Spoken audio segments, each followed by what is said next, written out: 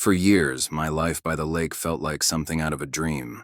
The mornings were calm, filled with the soft ripple of water lapping against the dock, and the evenings carried the sweet smell of pine drifting in through my windows. My little wooden cabin sat nestled at the edge of the water, far from the noise of traffic, far from the chaos of city life. There was a peace in watching the mist rise above the surface each dawn, a stillness that wrapped itself around me like a blanket.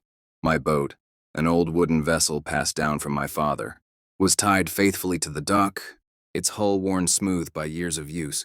It was more than just a boat. It was memory, history, freedom. I never imagined anyone would have the audacity to call it an eyesore. One afternoon, as I collected mail from the box at the end of my gravel driveway, I noticed a heavy envelope stamped in bold red ink. The word urgent glared back at me like a warning siren.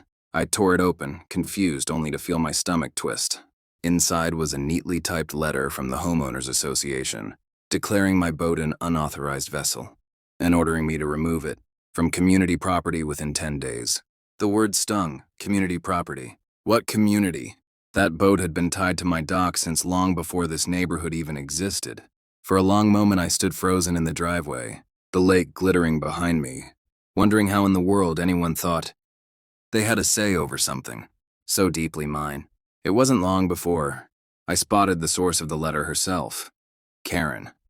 Perfectly styled blonde bob, oversized sunglasses reflecting the sunlight, and a clipboard that never seemed to leave her hand.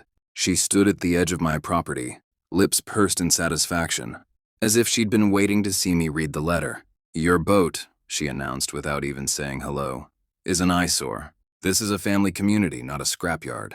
The board voted. You need to move it." Her tone wasn't a suggestion, it was a command. The kind you expect to come from a prison guard, not a neighbor. I let out a short laugh, trying to keep calm. But the anger simmered beneath my skin. "Ma'am," I said carefully, holding the letter up as if she needed reminding. "That's my dock, my boat. It's been here for decades and it isn't going anywhere." For a brief second I thought maybe she'd back down. Maybe she'd realize she had overstepped. But Karen only adjusted her sunglasses and smirked. "That lake belongs to everyone," she countered sharply. "You don't own it. And if you refuse, fines start on Monday. The rules are the rules." My jaw tightened, but I said nothing. I watched her strut down the street, clipboard swinging, already moving on to her next victim. I stood there, letter in hand, staring out at the boat swaying gently on the water. Something inside me shifted, a mix of dread and defiance. The letters started piling up on my kitchen table like a stack of unpaid sins, each one thicker and nastier than the last. At first it was a $100 fine, which I thought was ridiculous but manageable. Then the next week it doubled to $200, followed by a warning that the amount would continue escalating until compliance is achieved. I laughed bitterly when I read the phrase, as if my boat were some kind of crime scene instead of a family heirloom. They accused me of lowering property values, of creating a safety hazard, even of attracting rodents. I stared out at the calm lake, the boat tied peacefully to the dock, and wondered how anyone could possibly twist something so harmless into something so dangerous. Neighbors began to notice the pressure too, though most of them didn't dare say much in public. At the mailbox, an older man leaned close to me and whispered, "They'll bleed you dry if you fight them. Just give in." His words carried the weight of resignation, the sound of someone who had already lost. Later that week, a single mother down the road caught me outside and pressed my arm gently, whispering, "Don't let her win. Karen's done this to everyone. She thrives on control." Her voice shook with both fear and quiet hope, as if she wanted me to fight not just for myself, but for all of them. I nodded, but inside I felt the squeeze of isolation. Every day, the lake that once brought me peace now felt like a battlefield, waiting for the first shot to be fired. Then came the petty attacks, so obvious it almost felt childish. One morning I stepped outside to find a neon orange violation, sticker plastered across the side of my boat, sticky residue clinging to the wood like a scar. Another evening, as I pulled into my driveway, my tires crunched over a scatter of nails, freshly dumped, sharp enough to puncture rubber. Coincidence? Maybe, but the cold smirk on Karen's face as she strolled by told me everything I needed to know.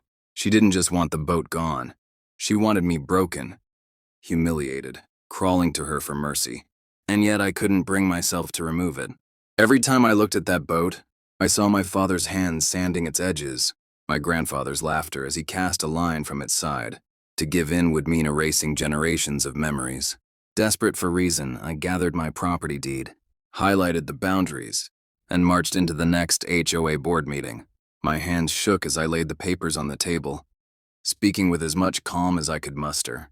"This dock is on my land," I said evenly. "This boat is mine. You cannot find me for it." For a moment, silence hung heavy in the air, as if maybe, just maybe, logic would break through the arrogance. But Karen leaned forward, her smile spreading like venom. "You think you're special? The rules apply to everyone. Sell the boat or we escalate. That's your choice." The board members sat stiff, afraid to look me in the eye, afraid to challenge her. I walked out of that room feeling like the walls themselves had closed in on me. That night, I sat by the dock, the moonlight stretching across the water like silver paint, and felt the sting of humiliation burn deeper than the fines ever could. They weren't just trying to take away my boat. They were trying to strip me of dignity, of ownership, of the right to stand on my own property without fear. I let my fingers trail across the rough wood of the dock and whispered to myself that I wouldn't let them win. And that's when I remembered something hidden in plain sight. This lake, the one they claimed was community property, wasn't just part of my view, it was part of my inheritance.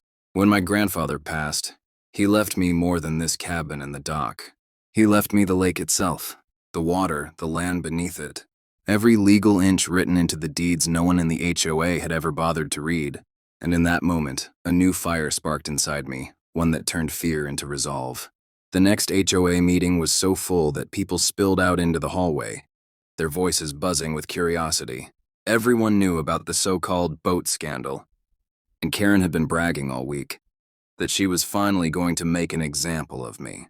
She sat at the front of the room like a queen presiding over her court, pearl necklace gleaming under the fluorescent lights, clipboard resting on her lap like a scepter. Her smug grin only grew wider when she spotted me walking in with a folder tucked under my arm. She thought she had already won. I could feel dozens of eyes following me as I took a seat, the weight of judgment pressing down like a storm cloud before the first strike of lightning. When the meeting was called to order, Karen wasted no time. "We're here tonight," she announced loudly, to address Mr. Lane's continued refusal to comply with HOA regulations. His unauthorized vessel remains on the lake, in direct violation of community rules, and the board will now consider legal escalation. The room was dead silent, all ears tuned to her voice. She leaned back, crossing her legs, her smile dripping with victory. That was the moment I stood, my folder clutched tightly, and laid it flat on the table in front of everyone. The sound of paper hitting wood was louder than I intended, but maybe that was a good thing. It snapped heads in my direction. "No," I said, my voice sharper than I expected. "We're not here to discuss fines. We're here to discuss trespassing." A murmur ran through the crowd, nervous chuckles rising, unsure if they had heard me right. Karen blinked rapidly, her smirk faltering for the first time. I pulled the first document free and held it up for everyone to see. This is the original land record from 1963. This cabin, this dock, and the lake itself were purchased by my grandfather and passed down to me. Every legal inch of this water is private property, my property. I set the papers down, watching as the HOA attorney leaned forward, his expression tightening as he scanned the seal and signatures. Karen slammed her hand against the table so hard the sound echoed off the walls. "That's a lie," she spat, her voice trembling between anger and panic. "You can't own a lake, that's absurd. Everyone knows the lake belongs to the community. It's been that way for years." I looked her dead in the eye, calm now, almost cold, believing something doesn't make it true. "The records don't lie, and unless each of you had my permission, you've all been trespassing every single time you fished here, swam here, or held your little HOA events by the water." Gasps rippled through the room. A man in the back whispered loudly, "Is he serious?" While another clutched his chest as though the ground had shifted beneath him. The board attorney finally cleared his throat, adjusting his glasses. His voice was heavy, reluctant. "He's right," he admitted slowly, tapping the papers. "The deed is valid. The lake is, in fact, privately owned. You could have heard a pin drop in that room." Karen's face drained of color, her mouth opening and closing like a fish pulled from the water, desperate for air. Neighbors who once avoided me now stared wide-eyed, some with shock, some with admiration, and a few with barely concealed relief. For the first time, the power Karen clutched so tightly was slipping through her fingers, and she knew it. The silence didn't last long. I turned deliberately toward the crowd, speaking louder so every corner of the room could hear. Effective immediately, the HOA's fishing club is evicted from my lake. Any further gatherings, parties, or so-called community rules imposed on the water are illegal. Anyone caught trespassing will be prosecuted. My words landed like stones tossed into still water, sending ripples of panic and disbelief. A few neighbors applauded nervously, while others whispered frantically among themselves. I could feel the tide turning in my favor. And yet I knew it wasn't just about the boat anymore. It was about control, about reminding everyone that Karen wasn't untouchable, no matter how long she had bullied people into silence. Karen finally found her voice again, but it was weaker now, shaky, as if she were clinging to the last plank of a sinking ship. You won't get away with this, she hissed. We'll challenge it. We'll take it to court, you'll see. Her hands trembled as she clutched her clipboard, nails digging into the edge. I leaned slightly closer, keeping my tone steady, almost casual, though every eye was still on us. You're welcome to try, but until then, this lake is off limits. And that includes you, Karen. For the first time, she had no retort, no smirk, no fake laugh to cover her embarrassment. Just silence, thick and heavy, broken only by the whispers of neighbors, realizing the balance of power had shifted right in front of them. What do you think? Did I go too far or not nearly far enough? If you were in my shoes, would you have fought back against the HOA or just given in to keep the peace? Let me know in the comments. Hit that like button if you're enjoying these wild HOA stories, and don't forget to subscribe so you don't miss the next twist in this unbelievable saga.